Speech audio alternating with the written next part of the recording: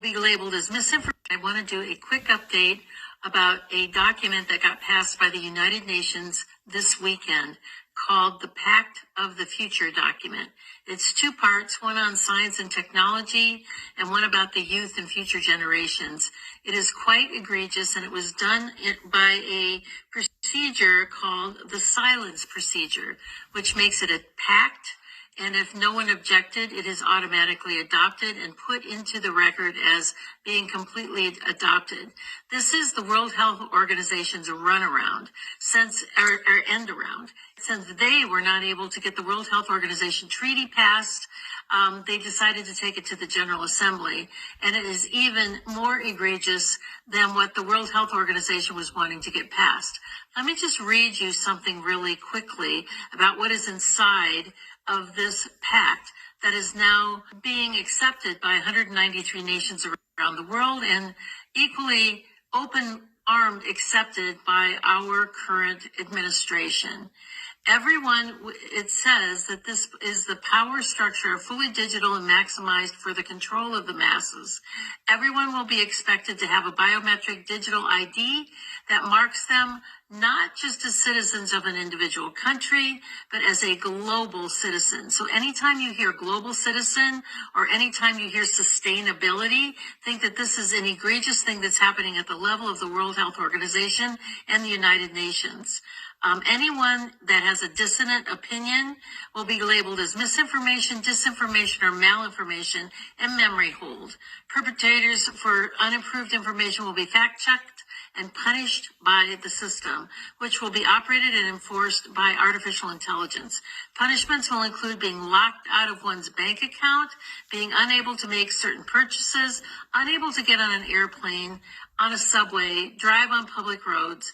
This is the future, according to the world's self-appointed overlords at the United Nations. These are unelected bureaucrats that are making decisions about our country, our sovereignty around the world. Nothing could be more important at this point in time than to get prepared, have water, food, digital access, flashlights, a way to communicate with family and friends. Now is really the time to get involved and get prepared, because this is what's coming. Our Congress is sitting on its hands. There was a press conference on the 17th about this, and no further action has been taken. So it's up to us to mobilize and to go forward, particularly with your local sheriffs, to get your constitutional sheriffs to say this isn't going to be allowed in my conference on what I describe as the most important issue that's getting the least amount of attention relative to its importance in our country.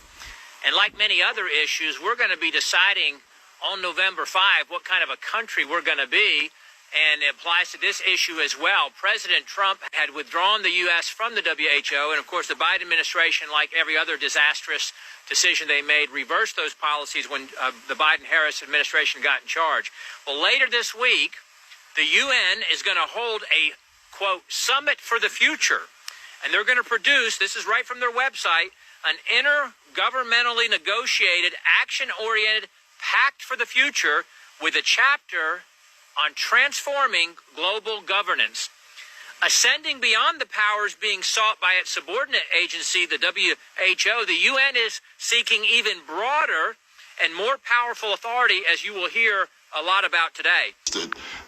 Did you know that while most of us are distracted by Diddy being arrested, that America's sovereignty is being given over to the UN, the WHO, and China? President Trump withdrew the U.S. from the WHO, but the Biden administration reversed those policies when Biden got into office.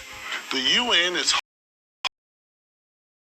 holds the surrender and the compliance of the U.S. to the UN, who are aligned to international globalists who hate America and our founding Judeo-Christian principles.